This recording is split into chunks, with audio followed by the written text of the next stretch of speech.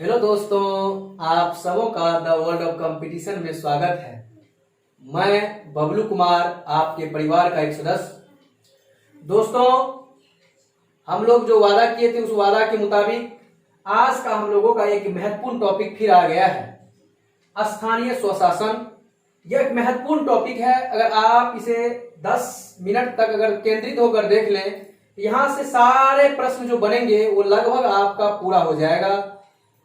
BPSC का जो भी 66 का बहाली है, यहाँ भी दरोगा का जो भी पीटी जो होने वाला है, ईएसआई का जो एग्जाम होने वाला है, बिहार एसएससी मेंस का जो एग्जाम होने वाला है, साथ ही अभी एनटीपीसी का जो exam, railway NTPC group D आदि एग्जाम का जो होने वाला है, इसमें महत्वपूर्ण भूमिका यह निभाएगा। दोस्तों, आप इस बातों को थोड़ा ध्यान दें। आज हम लोगों का टॉपिक है स्थानीय स्वशासन। अगर हम देखें तो इसमें हम लोगों को मुख्य रूप से दो चीज देखना होगा। एक तो पंचायती राज और दूसरा नगर पालिका। दोस्तों, यहां से पहले हम एक बार सिलसिलेवार से समझ लेते हैं, उसके बाद फिर देखते चले जाएंगे। पहला बात यह आता है कि यह पंचायती व्यवस्था की शुरुआत कब से की गई, तो यह 2 अक्टूबर 1959 ईस्वी को 2 अक्टूबर 1959 ईस्वी को की गई। अगर पूछा जाए पंचायती व्यवस्था की शुरुआत कब की गई, 2 अक्टूबर 1959 ईस्वी को की गई। दूसरा बात, कहां से हुआ यह, तो आप कहेंगे यह राजस्थान के नागौर जिला से हुआ है। तो यह कहां से शुरू हुआ, स्थान का क्या पोजीशन है, तो राजस्थान के नागौर जिला से यह शुरू हुआ है। दोस्तों, यहां से एक चीज और पूछ लिया जाता है कि पंचायती व्यवस्था किस प्रधानमंत्री के कार्यकाल में शुरू हुआ, तो आप कह सकते हैं जवाहरलाल नेहरू के कार्यकाल में यह शुरू हुआ था। दोस्तों, राजस्थान के बाद जो पंचायती व्यवस्था शुरू हुआ वो हुआ आंध्र प्रदेश में, और यह तिथि है 11 अक्टूबर 1959 ईस्वी। 11 अक्टूबर 1959 ईस्वी को ध्यान समझिएगा, वहां केंद्रित करेंगे। राजस्थान पहले नंबर में बोले हैं 2 अक्टूबर को, और दूसरा आंध्र प्रदेश 11 अक्टूबर को शुरू किया गया। आपको अगला बात यह भी पूछ लिया जाता है कि पंचायती व्यवस्था का शुरुआत जो हुआ है, पंचायती व्यवस्था संविधान के किस भाग में है, तो भाग 9 में है। यह भी प्रश्न कई बार देखने को मिल जाता है। यहां तक कि आर्टिकल भी पूछ लिया जाता है, तो 243 का क से मूर्धन्य 9 तक यहां पर चर्चा किया गया है। क से 9 तक चर्चा किया गया है। अनुसूची पूछा जाए, पंचायती व्यवस्था का चर्चा किस अनुसूची में है, टोटल 12 अनुसूची है। पहले 8 था, वर्तमान में 12 है, बता चुके हैं। पहले 8 अनुसूची था, अभी 12 अनुसूची है। और हम बताए थे कि 9वां अनुसूची वाद विवाद या भूमि सुधार से संबंधित है, जो कि 1951 ईस्वी में प्रथम संशोधन के तहत। 10वां भी बता चुके हैं, 10वां अनुसूची बता चुके हैं। दल बदल से यह वीडियो मिल चुका होगा, अनुसूची का भी है, बहुत इंपॉर्टेंट। अनुसूची से प्रश्न तो कभी कभी यहाँ समझना है आपको कि 12 अनुसूची में लगभग ऐसा कोई पॉइंट ही नहीं है जो नहीं पूछा गया है। तो 10वीं अनुसूची दल बदल से 52वां संविधान संशोधन 1985 के द्वारा इसे जोड़ा गया। 11 नंबर का देखा जाए तो आप कहेंगे पंचायती, और 12 नंबर का पूछा जाए तो आप कहेंगे नगर पालिका। दोस्तों, अगर पूछा जाए, यहां तक तो आपने समझ लिया, लेकिन यह तो शुरुआत तो हुआ, लेकिन इसको संवैधानिक मान्यता नहीं मिला था इस समय। इसी चीज को संवैधानिक मान्यता दिया गया 73वां संविधान संशोधन के तहत। याद रखिएगा, 73वां संविधान संशोधन 1992 के द्वारा इसे संवैधानिक मान्यता मिला। एक्चुअल में भारत में त्रिस्तरीय पंचायती व्यवस्था को स्वीकार किया गया है। और यह हमारे बलवंत राय मेहता समिति का रिपोर्ट है। जो 1957 बलवंत राय मेहता समिति रिपोर्ट 1957 मिलान करने के लिए आता है यहाँ से प्रश्न। और कभी कभी डायरेक्ट पूछ लिया जाता है कि हमारे यहाँ भी कौन सा समिति का रिपोर्ट स्वीकार किया गया है, बलवंत राय मेहता समिति, जो कितना स्तरीय, त्रिस्तरीय व्यवस्था दिया है। आगे देखेंगे तो वो त्रिस्तरीय कौन कौन सा है। पहला है ग्राम पंचायत, ग्राम पंचायत जो ग्राम स्तर पर काम करेगा। पंचायत समिति यह प्रखंड स्तर पर काम करेगा। अगला जिला परिषद, यह जिला स्तर पर काम करेगा। आपको एक बात बता दें, हमारे संविधान में एक तिहाई सीट महिला के लिए आरक्षित किया गया है।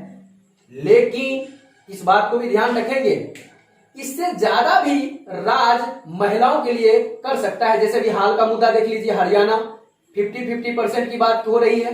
तो आप देखेंगे कि अभी भारत में ऐसा नहीं कि कई राज, 20 से अधिक राज आप देखेंगे जो महिला को, लगभग 20 राज के आसपास महिला को 50% से अधिक आरक्षण, 50% तक आरक्षण देने की बात की गई है।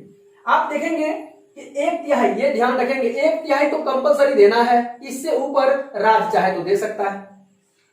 कार्यकाल की बात करें तो 5 वर्ष। अगर हम बात करें तो पंचायती व्यवस्था, जैसे मुखिया का कार्यकाल पूछा जाए या सरपंच का कार्यकाल पूछा जाए तो 5 वर्ष। याद रखिएगा, अगर यहां से शायद सीधे प्रश्न आ जाता है, थोड़ा हास्यप्रद है कि कहेगा मुखिया बनने के लिए न्यूनतम कितना उम्र चाहिए, 21 वर्ष। तो उम्र न्यूनतम चाहिए 21 वर्ष। कितना उम्र चाहिए, 21 वर्ष होना चाहिए। कार्यकाल कितना होगा, 5 वर्ष होगा। लेकिन एक बात और समझ लेना है हम लोगों को, अगर पंचायती व्यवस्था 5 वर्ष से पहले पंचायती भंग हो गया, या फिर ध्यान देंगे या फिर पंचायत व्यवस्था भंग हो जाए, तो उस स्थिति में 6 माह के अंदर चुनाव होना चाहिए। भी प्रश्न काफी बार पूछ चुका है, 6 माह के अंदर चुनाव हो जाना चाहिए। राज्य को जो ध्यान समझना है, ये पंचायती व्यवस्था में जो धन का जरूरी पड़ेगा, यह धन राज्य के संचित निधि से दिया जाएगा।